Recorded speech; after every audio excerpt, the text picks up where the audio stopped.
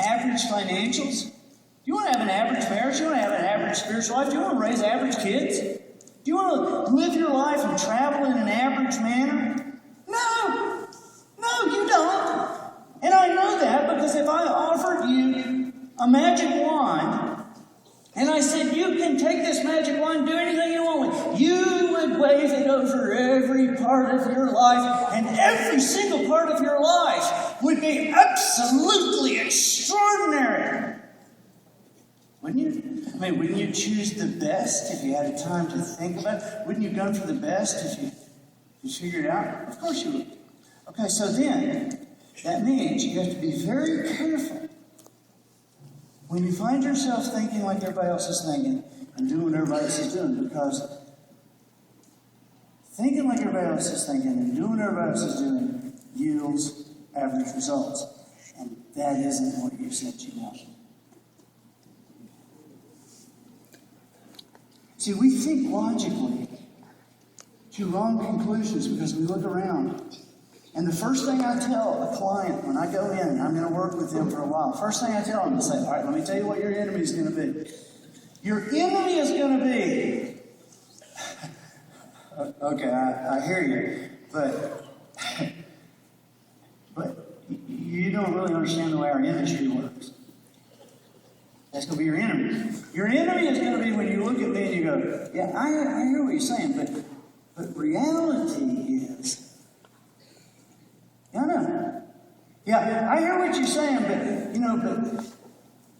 the way we have become number one and maintain that position, forget number one. I'm going to talk about being number one.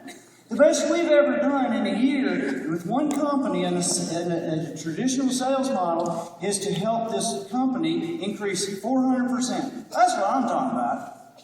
I'm talking about results that people are going, what? But it only comes by doing something so different. Now I say so differently. The change doesn't have to be massive. People think to create massive results that they've got to make 180-degree turns. That is not true. Generally, it is only a little tweak in a certain area. I mean, you're on the right track with the toasters. It's just not the thing. Okay? Hey, so what we're talking about is incremental change. But you and I both know, any of you who have ever fished out in the ocean, you know that when you leave shore and you're heading for a spot 100 miles out to fish for tuna, and you set that GPS and you set that compass, and you can go straight to it. However, if you are 1 degree off on that compass, 1 degree, as you're starting, it looks like nothing. It doesn't really even look like anything's happened different. It doesn't feel different. And look there, you can look back at land and it looks like you're in the same place. But baby, you get 100 miles out and you will be miles away from where you intended.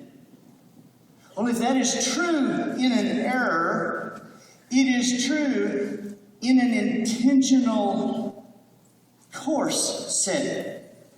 That it is true that you can set course a little bit to the side and end up miles away from where everybody's ending up.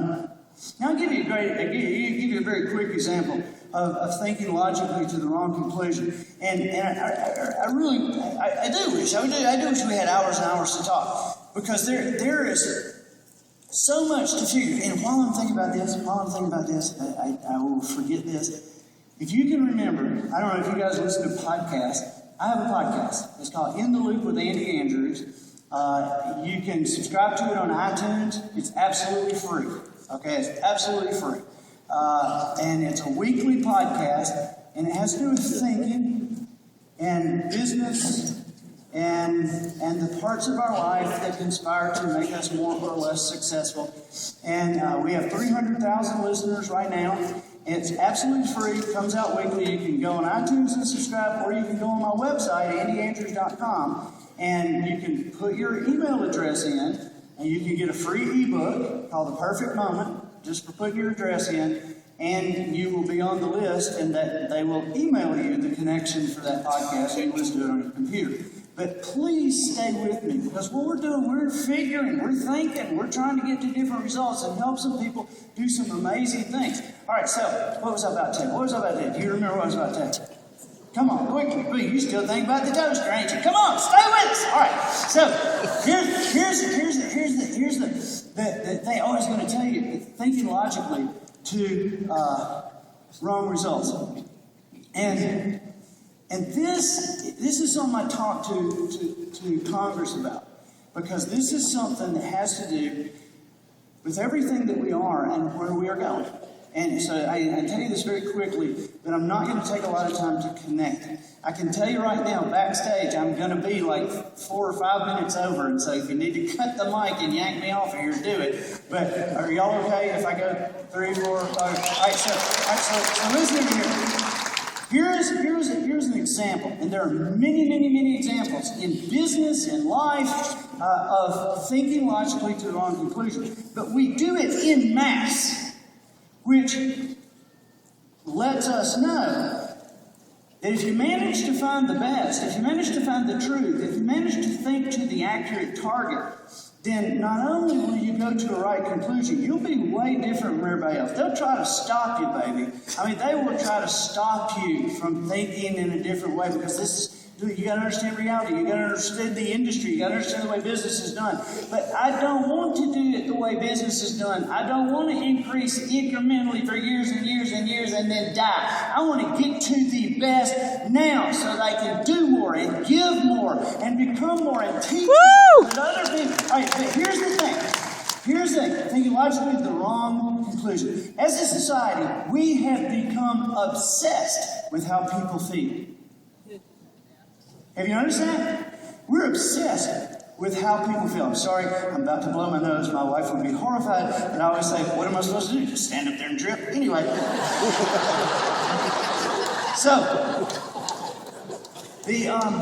We're obsessed with how people feel.